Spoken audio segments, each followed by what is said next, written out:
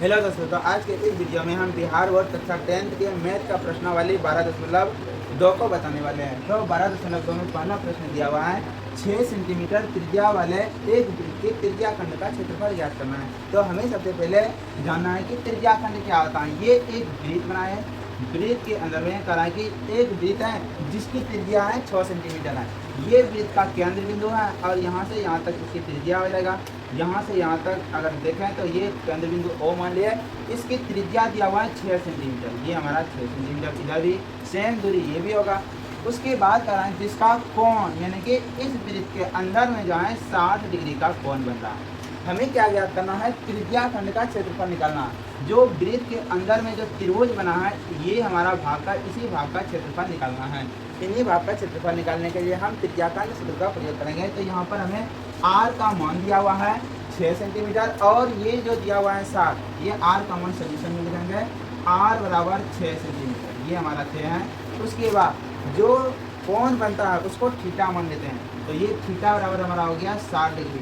और त्रिज्या खंड का क्षेत्रफल ज्ञात करना है। तो वृत्त के त्रिज्या खंड का क्षेत्रफल होता है त्रिज्या खंड का क्षेत्रफल। त्रिज्या खंड का क्षेत्रफल क्या होता है, यहाँ पर त्रिज्या लगा हुआ है तो ये हो जाएगा थीटा बटे 360 गुना पाई r स्क्वायर। ये हमारा क्या है, त्रिज्या खंड का क्षेत्रफल है। तो यहाँ से क्या करेंगे, थीटा का मान रखेंगे। थीटा का मान हो जाएगा 60 और बटे में क्या दिया हुआ है 360 और गुना पाई का मान रखेंगे 22 बटे 7 गुना r स्क्वायर। r का मान दिया हुआ है 6, तो ये हो जाएगा 6 का स्क्वायर। उसके बाद इनको कैलकुलेशन करेंगे तो ये जो है 0 से 0 कट जाएगा। उसके बाद जो है ये 6 से 6 बार में 36 कट जाता है। तो बचता क्या है, 1 बचेगा। 1 गुना 22 करेंगे 22 और बटे में हो जाएगा 6 और गुना क्या दिया हुआ है 22 बटे 6 गुना 1 बटे क्या करेंगे, इसको पहले 6 को 6 से गुना करेंगे, ये हो जाएगा 36 बटे 7। अब क्या करेंगे, 6 को कटा देंगे, ये 6 बार में 36 आ जाएगा। अब क्या करेंगे, इन दोनों को गुना करेंगे। 22 गुना 6 करेंगे होता है 132 और बटे में हो जाएगा 7। यहाँ पर सेंटीमीटर में है तो ये हमारा क्षेत्रफल का ऐसा मात्रा होता है सेंटीमीटर स्क्वायर। तो त्रिज्या खंड का क्षेत्रफल यही आ गया 132 बटे 7। तो दूसरा प्रश्न देखिए, दूसरा प्रश्न दिया हुआ है एक वृत्त के चतुर्थांश का क्षेत्रफल ज्ञात करें जिसकी परिधि 22 सेंटीमीटर है। हमें क्या ज्ञात करना है, वृत्त के चतुर्थांश का क्षेत्रफल। सॉल्यूशन में लिखेंगे, क्या करेंगे, कि जिसकी परिधि दिया हुआ है एक वृत्त है और बाहरी क्षेत्र क्या है, परिधि। वृत्त की परिधि दिया हुआ है 22 सेंटीमीटर। तो हमें यहाँ से परिधि से क्या निकालेंगे, यहाँ से वृत्त की त्रिज्या निकालेंगे। क्या करेंगे,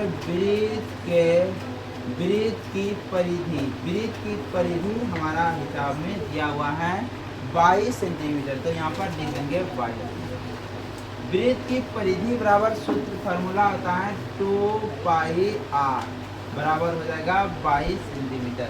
यहाँ से हम क्या करेंगे, r का मान निकाल देंगे। ये होता है वृत्त का त्रिज्या 2 गुना पाई का मान 22 बटे 7 गुना r बराबर हो जाएगा 22।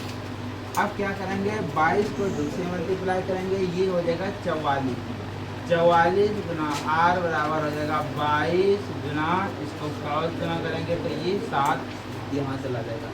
अब क्या करेंगे, r का मान जो निकालेंगे 22 गुना 7 और बटे 44। 22 दूनी 44 यानी कि r का मान निकल गया 7 बटे 2 सेंटीमीटर। r का मान क्या निकला, 7 बटे 2 सेंटीमीटर। अब हमें क्या निकालना है, वृत्त के चतुर्थांश का क्षेत्रफल।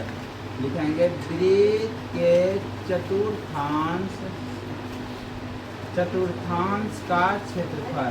तो आप लोगों को पता होगा कि चतुर्थांश का अर्थ क्या होता है। यदि वृत्त कहेगा, अगर कहेगा कि आधा तो 1/2 होता है, 1/3 1/3 और वृत्त का क्षेत्रफल क्या होता है पाई r स्क्वायर। यहाँ पर करा है कि चतुर्थांश मतलब 1/4। वृत्त के चतुर्थांश का क्षेत्रफल होता है 1/4 पाई r स्क्वायर।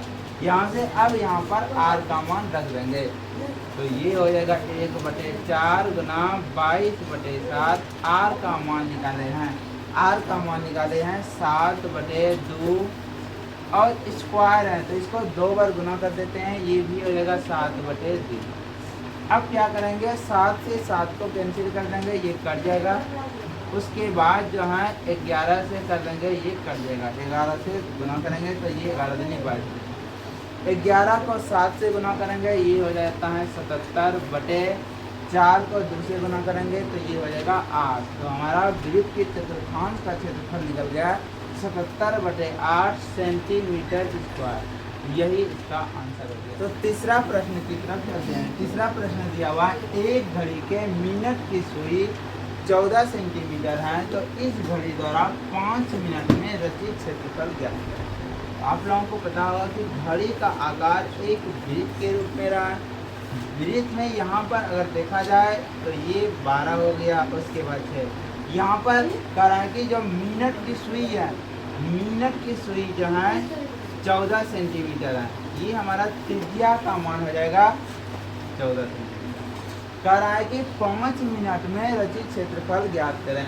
आप जानते हैं कि एक वृत्त है, ये सर्कल है, सर्कल में जो भी कोण बनेगा पूरे सर्कल में जो है 360 डिग्री का कोण बनता है। मतलब एक बार मतलब ये मिनट पूरी तरह से घूरता है, पूरा मिनट जब यहाँ पर आता है तो एक बार यानी कि कितनी बार घूरते हैं, ये 60 बार, 60 बार घूरते हैं। तब यानी कि कहने का मतलब हुआ 60 मिनट, 60 मिनट में 1 घंटा होता है।